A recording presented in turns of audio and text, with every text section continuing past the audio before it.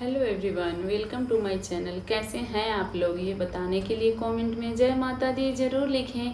Friends, आज इस video में मैं आप लोग के साथ शेयर करूंगी नवरात्रि की बिल्कुल सरल और आसान पूजा विधि जो आप अपने घर के मंदिर में कर सकते हैं। बहुत लोग हैं जो कलश नहीं रखते हैं, 9 दिन का व्रत नहीं रखते हैं, तो आप इस प्रकार से माता रानी की पूजा अपने घर के मंदिर में कर लेंगे तो आपको नवरात्रि का पूर्ण फल मिलेगा।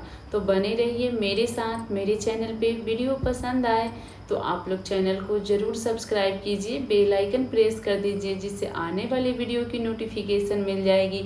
हम सबसे पहले माँ की मूर्ति ले लेंगे और उसको एक कपड़ा गीला करके उसमें गंगा जल लगा करके हम माँ को स्नान के भाव से पोंछ लेंगे। जिस प्रकार हम स्नान करते हैं ना, उस प्रकार से हम पहले पोंछ लेंगे। और इस तरह आपके पास अगर धातु की मूर्ति है तो आप स्नान करा लीजिए।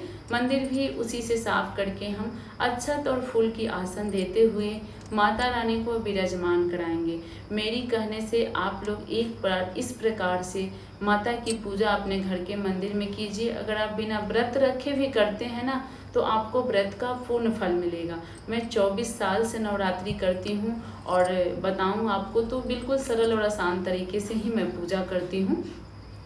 इस प्रकार आप 2 लोटी में जल ले लीजिए और 1 लोटी का जल आप हमेशा माँ के पास रहने दीजिए और दूसरे लोटी का जल जो है आप पूजा करने के बाद उठाकर पूरे घर में छीट सकते हैं, खुद भी ग्रहण कर सकते हैं।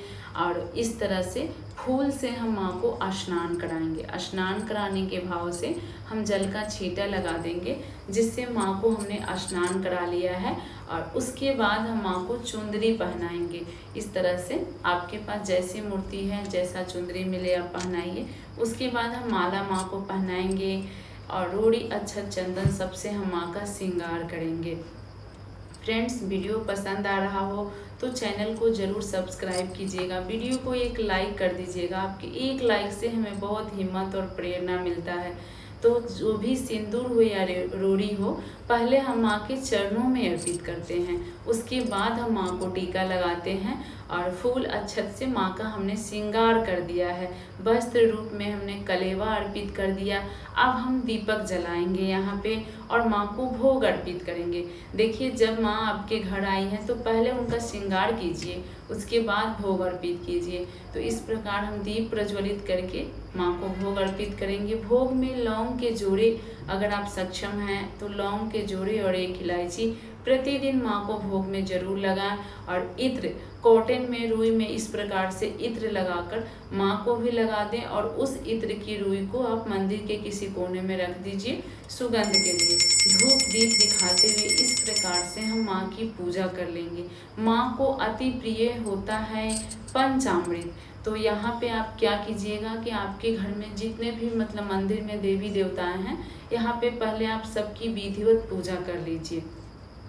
जितने भी देवी देवता हैं आप अच्छे से उनका भी पूजा कर लीजिए। अगर आप मंदिर में कर रहे हैं तो आपको गणेश जी स्थापित करने की ज़रूरत नहीं है, क्योंकि मंदिर में तो गणेश जी का फोटो मूर्ति रहता ही है।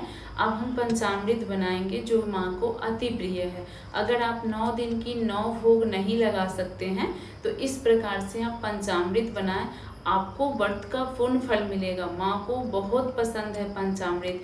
तो गंगा जल, दूध, दही, घी, शहद और गुड़ डालकर हम पंचामृत बनाते हैं और ये हम माँ को भी अर्पित करेंगे। और पूजा के बाद सबको, अपने घर के सभी सदस्य को इसका प्रसाद वितरित कीजिए और खुद भी ग्रहण कीजिए। अगर आप फल खा रहे हैं तो भी इसे खा सकते हैं और नहीं फल खा रहे हैं तो इस प्रकार से माँ की विधिवत पूजा करके, अभी मैं पाठ बताऊंगी आप लोग को, पाठ करके अगर आप भोजन भी कर लेते हैं तो व्रत का पूर्ण फल मिलेगा। देखिए, चाहे तो दुर्गा सप्तशती का आप पाठ कर ले और चाहे तो आप यहाँ पे दुर्गा चालीसा का भी पाठ कर सकते हैं। आपकी इच्छा है, आपको जो शौक हो, जो श्रद्धा हो, जैसी टाइम हो वैसा पूजा कीजिए। तो अभी हम दुर्गा सप्तशती के किताब का भी हम यहाँ पे विधिवत पूजा कर लेंगे। धूप दीप दिखाकर हम माँ का यहाँ पे भी पूजा कर लेंगे। अब मैं आप लोग को बताती हूँ हम पाठ कैसे करेंगे। देखिए, सबसे पहले दुर्गा जी का 108 नाम, ये हमें प्रतिदिन पढ़ना है, सुबह पढ़ें या शाम को। इसके बाद हमें कवच पढ़ना है। कवच के बाद अगरला स्तोत्रम हम पढ़ेंगे। अगरला स्तोत्रम के बाद हम कीलक पढ़ेंगे। देखिए, ये सब पाठ अध्याय शुरू करने से पहले हम पढ़ेंगे। कीलक स्तोत्रम हम पढ़ लेंगे, उसके बाद हम प्रथम अध्याय पे आएंगे। आप चाहें तो 9 दिन में इस प्रकार प्रथम अध्याय पे हम आ गए। इस प्रकार से आप 1-1, 2-2 अध्याय करके 8 दिन में 9 दिन में अपना पाठ खत्म कर सकते हैं। करना चाहें तो संपूर्ण पाठ भी कर सकते हैं। पाठ खत्म होने के बाद क्षमा प्रार्थना जरूर करें। जो भी पूजा में, मंत्र में, उच्चारण में हमारे से गलती होता है तो क्षमा प्रार्थना कर लेने से माँ माफ़ कर देती हैं। क्षमा प्रार्थना जरूर कर लें। और इस तरह अगर आप पाठ करते हैं, नहीं भी व्रत रखते हैं, तो आपको व्रत का पूर्ण फल मिलेगा। इस प्रकार से आप करके देखिएगा। अगर आपके घर में नहीं भी पूजा पाठ होता होगा, आप करके देखिए माँ कितना प्रसन्न होती है। अब हम माँ की आरती करेंगे कपूर से।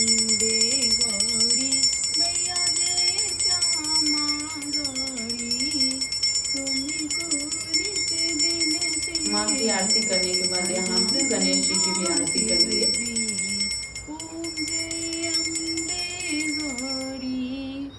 देखिए, गणेश जी की आरती बहुत जरूरी होता है। गणेश देवा माता जगी पार्वती पिता महादेवा। गणेश जी हमारे पूजा को सफल करते हैं, तो सुबह शाम दोनों टाइम गणेश जी की आरती आप जरूर करें। माँ के साथ साथ मंदिर में जितने देवी देवताएं हैं सभी को आप जल अर्पित कीजिए। और आप माँ को यहाँ पे 3 बार 5 बार जल फेर दीजिए, आचमन कर दीजिए। आपका पूजा यहाँ पे पूर्ण होता है। अगर आप इस प्रकार से पूजा करते हैं तो मेरी मानिए आपको व्रत का पूर्ण फल मिलेगा। ये छोटी सी सरल पूजा विधि मैं आप लोग के साथ शेयर की। कैसा लगा कमेंट में ज़रूर बताइएगा। और पसंद आई होगी तो चैनल को ज़रूर सब्सक्राइब कीजिएगा। वीडियो को एक लाइक कर दीजिएगा। जय माता दी।